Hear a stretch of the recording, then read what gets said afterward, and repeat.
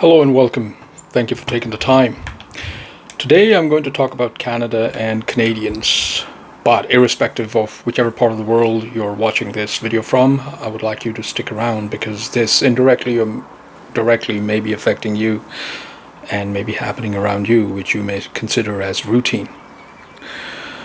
Now, Canadians are being taxed to death, like anywhere from 30% to 61%, depending on the bracket of your income. Now, from your paychecks, if that's not enough, Canadians are paying every time they spend their remaining hard-earned money from their paycheck. Now, whether it be your gas, to groceries, to your internet, to your cell phones, to your commute, your transit, and almost everything. But then what are you getting in return? An infrastructure that is falling at the seams, a healthcare system that is broken, an education system that is becoming obsolete, no new roads, bridges, or highways, a system that is on the verge of collapse. And this got worse after the Liberals came into power and the duo of Trudeau and Freeland failed miserably at addressing these very basic issues that were slowly and steadily raising their heads. Instead, every now and then there's a corruption scandal coming out without any accountability. And it has become more open and blatant since start of COVID and has seeped down into the lower levels, I would say up till municipalities as well. Let me give you an example of Toronto. So if you are watching this from Toronto, maybe you can relate and also leave a comment if I've left anything behind. There's a ton of issues going on there. Now, even in GTA, if you're a visitor or if you drive into Toronto, whether for work or anything else, whether it's daily or whether occasionally, the state of the roads that the city is in, irrespective of what area you're living in or driving in, except for the high-end residential areas who have roads in a lot better condition because they have the wealthy and the influential folks living there. Rest of it, the roads in Toronto are like a war-struck zone. Uneven patches, potholes, ditches, not to mention construction zones without any regards or compassion for the Torontonians. A lot of times you don't see anything happening, just cones and reduced lanes. Endless construction projects that affect traffic all over the city, the congestion that it creates, basically the city management and political leadership signaling that you shouldn't drive in or into downtown. That's my conspiracy theory, that they're basically discouraging you from taking your car out and driving into downtown, irrespective of whether you need it or not. Otherwise, the congestion is endless.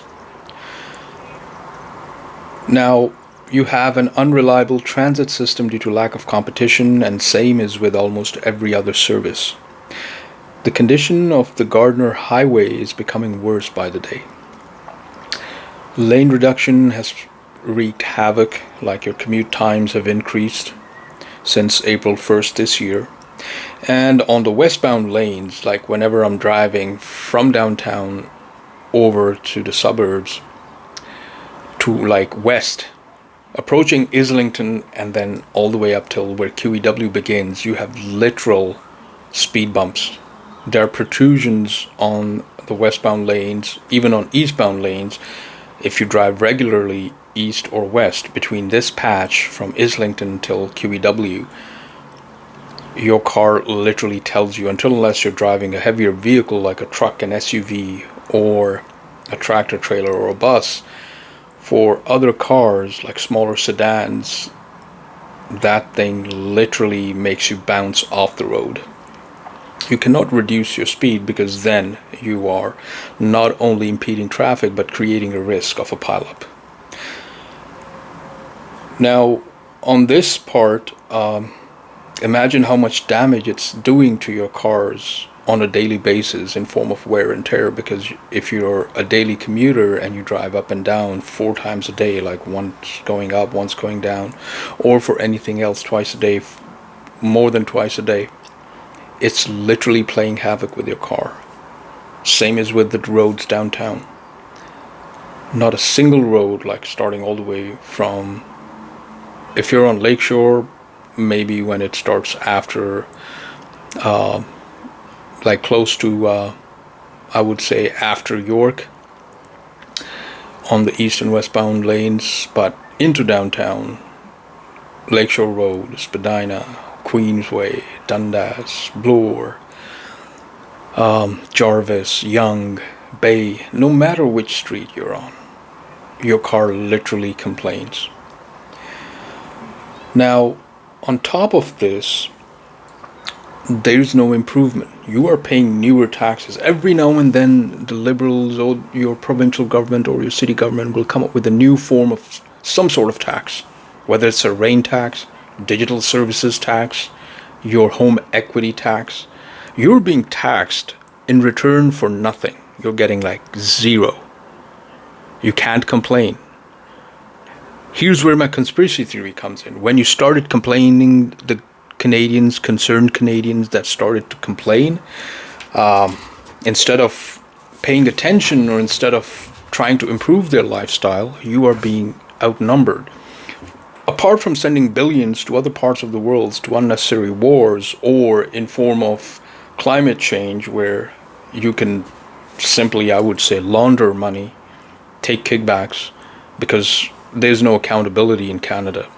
I have yet to see that. You can do corruption. Being a politician is a business without loss in Canada. I've seen that. So while these corrupt politicians are busy taxing you to death,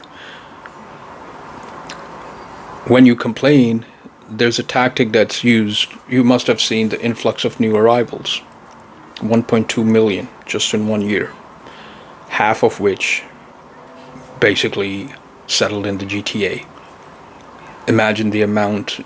Other than you being outnumbered, you are basically burdening the society.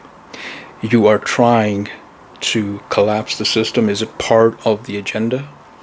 Because this has become more visible after Chrystia Freeland became the Deputy Prime Minister, and then each and every single thing where you own nothing and be happy, it seems every single step that the government takes at any level is pushing the Canadians towards that. And then blatantly they lie in front of you, they lie on TV, and like I said, there's no accountability. So I'll stop right there. If I've left anything, you let me know, but things are getting out of hands, and it's only a matter of time till shit hits the fan. If you agree with what you see, please don't forget to like and follow. Do visit my YouTube channel. Link is in my bio. Like and subscribe over there as well. And do watch my other videos because they're related as well. Thank you once again for watching The Conspiracy Show. Thank you for all your support. Take care. Till next time. Bye for now.